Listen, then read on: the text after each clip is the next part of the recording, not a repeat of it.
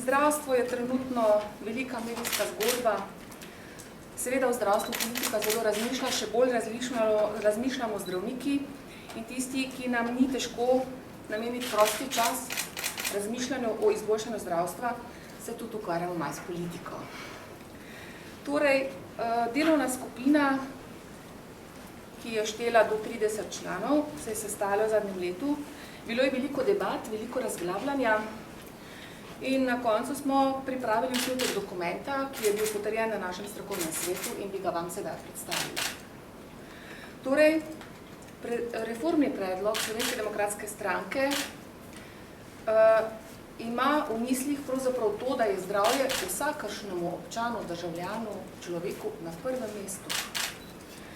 Torej, izhajamo iz tega, da je zdravje dobrina, ki potrebuje več naporov, kot ga trenutno slovenska politika namenja reševanju tega problema.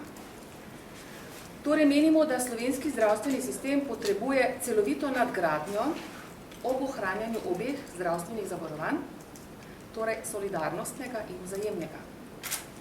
Cilj reforme je, da ob finančni vzdržnosti zdravstvenega sistema izboljšamo kakovost storitev, povečamo dostopnost državljanov do zdravstvene oskrbe in zagotovimo konkurenčnost slovenske medicine tudi v evropskem prostoru. Izvajalce zdravstvene dejavnosti mora država obravnavati enakopravno, kar trenutno ni. Državljan, pacient in njegove potrebe torej postanejo ponovno središče zdravstvenega sistema in denar mora slediti bolniku. Ustrezno bo seveda potrebno spremeniti tudi zakonodajo, ki pa mora biti skladna z evropskim pravnim redom, kar trenutno ni. Reforma zahteva spremembo zavarovalniškega sistema. Sistem zdravstvenega zavarovanja mora ohraniti obvezno socialno zdravstveno zavarovanje, vendar se mora sedaj delujoča ZZZS, oziroma Zavod za zdravstveno zavarovanje, reorganizirati v pravo zdravstveno zavarovalnico za upravo in nadzornim svetom. Nujno je, da uvedemo novo zavarovanje za dolgotrajno oskrbo, saj Slovencem preti huda demografska situacija, a ne staranje populacije in nekako bo treba zagotoviti kakovostno oskrbo starostnikov v naslednjih desetletjih. Nabor pravic iz zdravstvenega zavarovanja je potrebno očistiti nezdravstvenih storitev in razdeliti na košarico A, ki jo pokrije na to obvezno solidarnostno zdravstveno zavarovanje, ki ga trenutno pač vodi oziroma se pod okriljem ZZZS ta denar zbira. Treba je pa določiti tudi storitve za košarico B, ki jo bo krilo na novo obvezno pogodbeno zdravstveno zavarovanje. Trenutno imamo namreč dopolnilna prostovoljna zavarovanja. Predlog delitve na košarico A in B seveda mora pripraviti zdravstvena stroka v sodelovanju z zavarovalniško stroko. Iz do sedaj vse obsegajoče košarice pravic je potrebno izločiti nezdravstvene storitve in slednje mora pokriti proračun države. Vemo, da proračun države v Sloveniji krije le 3% vseh stroškov, nekatere evropske države pa tudi do 15%. S tako spremembo zdravstvenega zavarovanja se doseže transparentnost obsega in vrste pravic ter plačnika storitev z jasnimi pogodbenimi odnosi med zavarovalnicami in izvajalci, pa tudi konkurenčnost tako med zavarovalnicami kot tudi med posameznimi izvajalci. Le vzpostavitev pravega konkurenčnega okolja bo vodilo v skrajšanje čakalnih dob zaradi učinkovitejšega načina dela. Hkrati pa pričakujemo, da se bodo na ta način storitve na državni ravni tudi pocenile. Danes je predmet pogodbe med izvajalci in zavarovalnico nepravi, se pravi nepogodbeni odnos. Danes namreč zavarovalnica poseduje tako rekoč vse kapacitete in čas izvajalcev, mi pa želimo, da se predmet pogodbe med izvajalci in zavarovalnicami spremeni tako, da bodo le zdravstveni programi in zdravstvene storitve in ne čas poslovanja in zmogljivosti izvajalcev stvar pogodbe. Torej, izvajalci morajo dobiti priložnost, da se potegujejo tudi za trg. Sedanji javni zdravstveni zavodi, torej tudi lekarne in vse ostale zdravstvene inštitucije, se morajo skladno z evropskim pravnim redom preoblikovati v tako imenovane undertakings oziroma gospodarske družbe splošnega pomena in postanejo organizacijsko in finančno samostojne, tako glede upravljanja kot glede plačne politike. Vodenje takšne družbe bo izvajal direktor po pravilih kooperativnega upravljanja. Bistveno težo reformnega predloga je pa tudi, kako bi moralo Ministrstvo za zdravje delovati. Menimo, da mora Ministrstvo za zdravje vzpostaviti zdravstveno mrežo primarne in sekundarne ravni in na novo definirati terciarno dejavnost. Izvajalci, ki izpolnjujejo zakonom določene pogoje, se na to enakopravno potegujejo na mesto v mreži in za pogodbe z zavarovalnicami za izvajanje razpisanih programov zdravstvenih storitev. Danes kršimo že samo slovensko ustavo, pravila, ki smo jih postavili, namreč danes se pogodbe podeljujejo in se ne razpisujejo, tako da na trgu pravzaprav ni nobene konkurence in je v bistvu enovita cena za vse izvajalce, kar pa pomeni, da nismo konkurenčni. Vloga Ministrstva za zdravje je nadalje sistemsko urejanje posameznih strokovnih področij s predlogi nove zakonodaje. Določiti je potrebno kriterije za določitev javne zdravstvene mreže, potrebno je, da določa ministrstvo strategijo in načrt slovenskega zdravstva oziroma zdravstvenega varstva. Ministrstvo mora oblikovati načrte preventivnih programov in prioritet v izvajanju zdravstvenih storitev, izvaja pa seveda bolj kot do sedaj upravne nadzore pri vseh izvajalcih zdravstvenih storitev. Opažamo, da je mogoče Ministrstvo za zdravje nekoliko kadrovsko podhranjeno, zato bomo predlagali nekatere reorganizacije. Ena od bistvenih sprememb oziroma tez naše reforme pa je, da je potrebna znotraj Ministrstva za zdravje s kadrovsko in vsebinsko reorganizacijo ustanoviti neodvisno agencijo za normative, standarde, kakovost in cene, za določene standardov in normativov, kakovosti in ekonomskih, torej poštenih cen zdravstvenih storitev. Nujna je vzpostavitev in kontrola sistema kakovosti za vse izvajalce, podatki pa morajo biti dostopni javnosti oziroma uporabnikom. S prenosom dela kadrov iz Nacionalnega inštituta za javno zdravje neposredno na Ministrstvo za zdravje pričakujemo, da se bo kadrovsko in strokovno Ministrstvo za zdravje okrepilo. Nadalje, ministrstvo vzpostavlja in financira napredne komunikacijske tehnologije, financira delovanje urgentnih centrov, mrliško pregledno službo in podobno na terenu vse države. To, kar imamo danes, e-recept, e-naročanje, je neka polovičarska stvar, ki kaže na to, kako se stvari ne urejujejo. Menimo, da mora Ministrstvo za zdravje na novo opredeliti, kaj je terciarna zdravstvena dejavnost, in ministrstvo mora odobravati nove metode in tehnologije zdravljenja, za kar tudi zagotavlja finančna sredstva. Ko nova metoda zdravljenja postane izvedljiva tudi na sekundarni ravni, storitev ni več terciarna in je lahko izvajana tudi druge za to usposobljene zdravstvene ustanove. Ceno te storitve določi Agencija za kakovost, standarde, normative in cene. Slovensko zdravstvo je zelo zbirokratizirano, imamo najvišji delež administracije, kar 8% med OECD deželami, torej tukaj imamo rezerve in lahko na vseh nivojih zracionaliziramo oziroma zmanjšamo stroške administracije. Menimo, da mora Ministrstvo za zdravje tesno sodelovati z vsemi zbornicami zdravstvene dejavnosti in v reformi, ki jo pričakujemo, upoštevati tudi njihove strokovne pripombe. Hvala. Še Francesko, kaj ti prosim? Ja, tudi z moje strani lep pozdrav.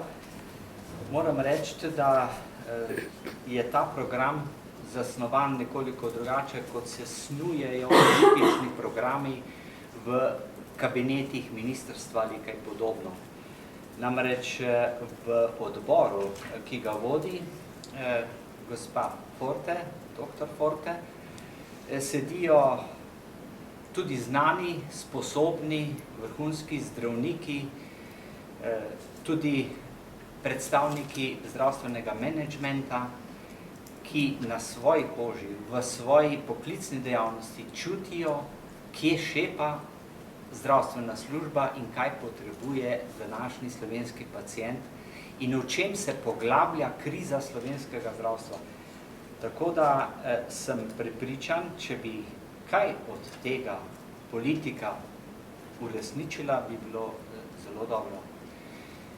Obenem moram tudi povedati, da je ta program v mnogih stvarih zelo podoben prejšnjim programom Slovenske demokratske stranke, ki je vedno želela uresničiti to, kar je potrebno, čeprav je včasih to težko v javnosti utemeljiti oziroma javnost prepričati, kako peljati zadeve, da bo tudi skromno, finančno skromna država, kot je naša, lahko zagotavljala vrhunsko zdravstveno ponudbo. Torej, ta program bo tudi na voljo na spletni strani v celoti in mislim, da bo našel svoje mesto tudi v politiki. Anja Gorenca sta glede financiranja. Me zanima, ste v tem, da se zavzemate za to, da bi ostalo obvezno zdravstveno zavarovanje, pa dopolni oziroma dodatno zavarovanje, čeprav razumem tudi prilog Košarico B. A po vašem mnenju je zdaj v zdravstvenem sistemu dovolj denarja, bi zvišali prispevno stopnjo oziroma kako bi drugače neki del sem razumela, da bi pač proračun kriv kako? Glejte, trenutno imamo sistem zavarovanja tako, da Zavod za zdravstveno zavarovanje nekatere storitve krije 100%, nekatere 80%, nekatere 90%. In v bistvu je to eno prelivanje sredstev in se ne ve točno, a ne, vedno je pacient v neki negotovosti. Pravzaprav s tem redom, ki bi ga vzpostavili, ne, zagotavljamo to socialno, solidarnostno zdravstvo, ampak in točno je treba opredeliti, in to mora povedati stroka, katere storitve so tiste oziroma bolezni, ki sodijo točno v košarico A in bo to reformirana zdravstvena zavarovalnica to nosila.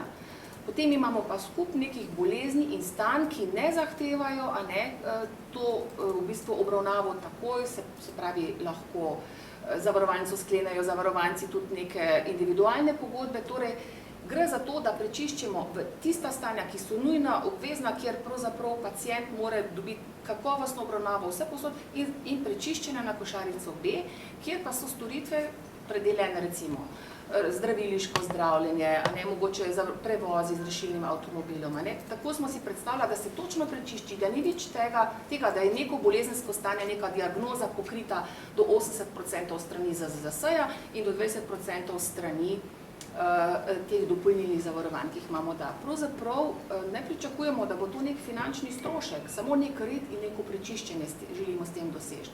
Je pa res, da se zavezujemo, oziroma bi radi, da postane to obvezno, namreč danes vemo, da mlajši tega zdravstvenega zavarovanja ne sklepajo in je lahko za nekoga katastrofalno, če utrpi recimo prometno nezgodo in nima dopolnilnega zavarovanja, stroški zdravljenja za neko prometno nezgodo so pa strašansko visoki in v bistvu taki ljudje krije potem tisti del, ki ga ZZZS ne pokrije.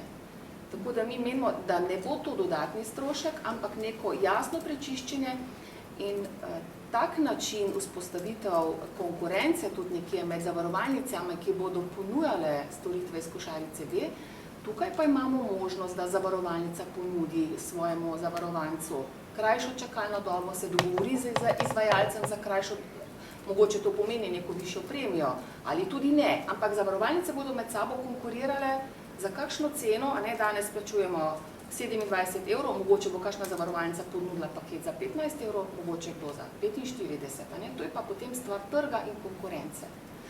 In če ne bo vse kar tako samoumevno, kot je danes, a ne, tudi za izvajalce, a ne, se bo izvajalec moral potruditi, da bo pridobil klienta in stranko. Torej, dokler ne bomo zdravstvo spremenili, da bo postalo konkurenčno, ne, da bodo tudi izvajalci med sabo konkurirali, ne bomo dosegli višje kakovosti. Če vas prav razumem, v bistvu bi Zavod za zdravstveno zavarovanje oziroma nosilec obveznega zdravstvenega zavarovanja bi ostal sam, Tako. Mislim, edini. Na kakšen način bi potem tukaj eno konkurenco vzpostavili? Na podlagi česa bi potem obvezno Mislim, zdravstveno da pa zavarovanje se Mislim, delilo da pa in v tem bila konkurenca? socialnem in solidarnostnem delu ne rabimo konkurence, ker to je varnost za posameznika, za bolnika, za državljana, a ne, boleznine gredo z tega naslova, a ne, poškodbe na delovnem mestu. Mislim, da si ne moramo privoščiti tukaj konkurence, da to mora biti en steber, stabilen, ki ga ne bomo spreminjali. Mogoče bi pa še dr. Cukjati na to temo kaj povedal. Morda bi glede financiranja vendarle ponoviti to, kar že dolgo poznamo, tudi vi poznate. Nobena zdravstvena zavarovalnica, noben državni proračun ne bo mogel v bodoče oziroma že sedaj ne more kriti vsega, kar pacienti potrebujejo in kar lahko nudi zdravstvo. Nikoli več ne bo možno nuditi vse, kar si pacienti želijo in kar lahko zdravstvo ponudi. Kako to vprašanje rešiti? Po eni strani je nemogoče dvigniti prispevne stopnje, ne vem, kako bi odreagiralo gospodarstvo. Torej, bo treba iskati druge rešitve in tega se mi zelo zavedamo. In sicer, prva rešitev je prečiščenje košarice pravic, tako da iz te košarice vendarle gredo stvari, ki ne sodijo v zdravstvo. Po drugi strani pa tudi, da se na nek način selekcionira oziroma nujnost oskrbe vendarle prilagodi dejanskemu stanju. In se ne zgodi tako kot sedaj, da recimo na nujnih oddelkih je več kot polovico ljudi, ki sploh niso nujni za obravnavo in podobno, in potem ostali tisti nujni pacienti čakajo po cel dan, recimo na EPP-ju in podobno. Še bolj pomembno pa je vzpostaviti konkurenco med izvajalci, med samimi izvajalci. Glejte, v tujini jaz ne poznam primera, pa kar dobro poznam, predvsem nemško govoreče področje od Avstrije, Nemčije, Švice.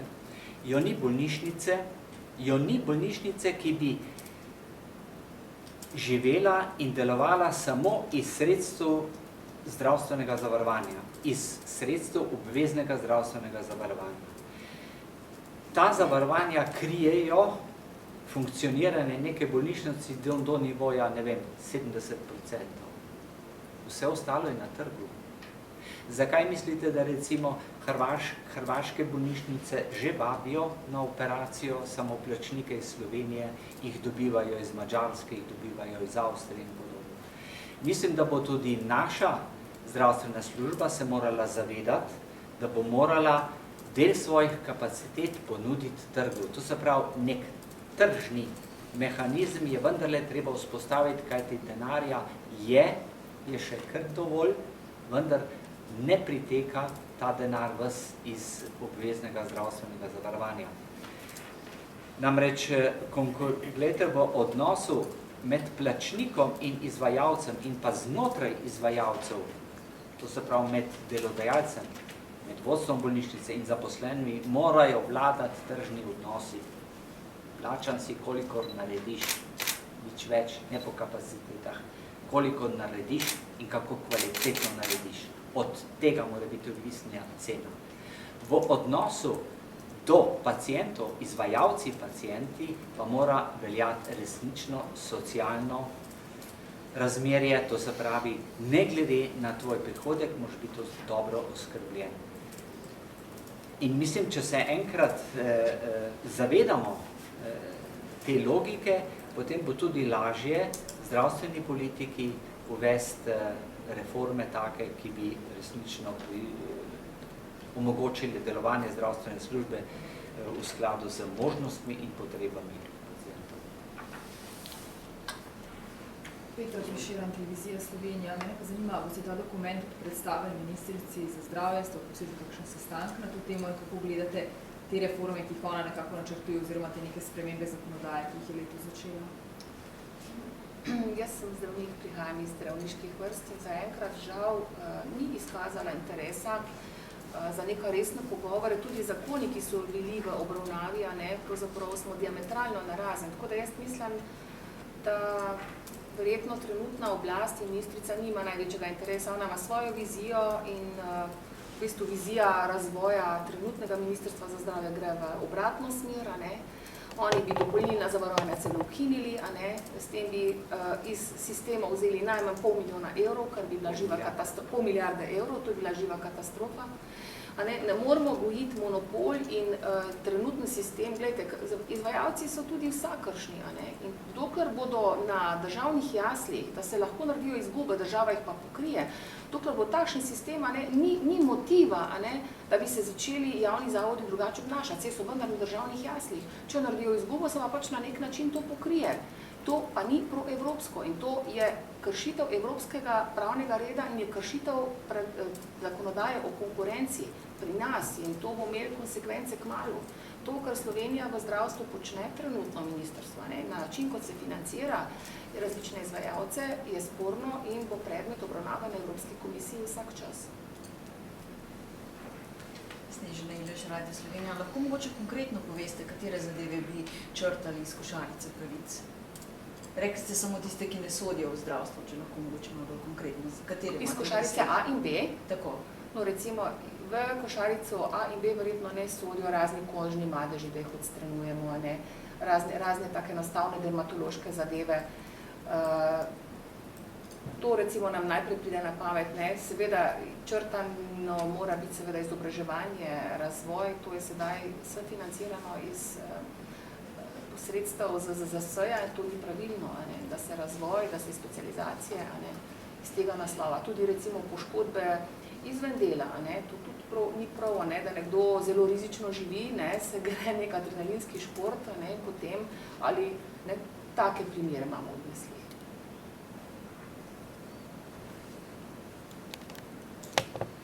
Še kako vprašanje?